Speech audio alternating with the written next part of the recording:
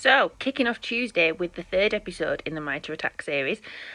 So we're getting into the good stuff now. So we've done our research with the Reconnaissance, and then we've laid the groundwork with resource development, and now we're going to talk about initial access. So this is all about how an attacker gains entry into the network.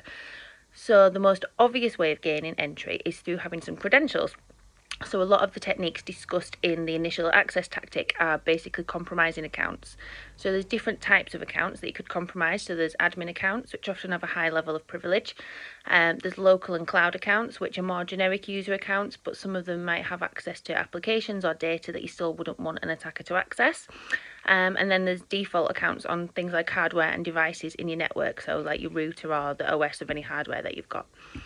So credentials can be obtained via social engineering techniques, so things like phishing. So it might be a generic phishing email campaign, might be something a bit more targeted, so spear phishing, or even phishing via things like mobile phone notifications, text messages, voice calls, or social media accounts. Or sometimes you can even just guess the credentials when it's for default accounts. So if your routers come with a default username of admin and then the password's admin, people can sometimes just guess those.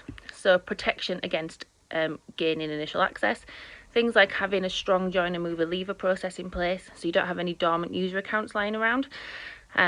Things like using identity security tools, so we say it all the time, but using multi-factor authentication, having a strong password, using things like conditional access, and maybe if you're a bit fancy, having something like a UEBA solution in place to help identify any anomalies in sign-in behaviour.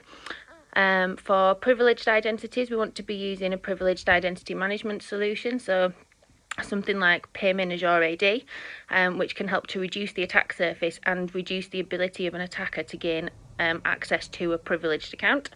And then making sure that we're changing default passwords on any new hardware or devices that come into our network. Look out for the next video on execution. I've just seen it's a pretty big topic, so wish me luck condensing that one down to 2 or 3 minutes. Otherwise, have a lovely day and I'll speak to you all soon.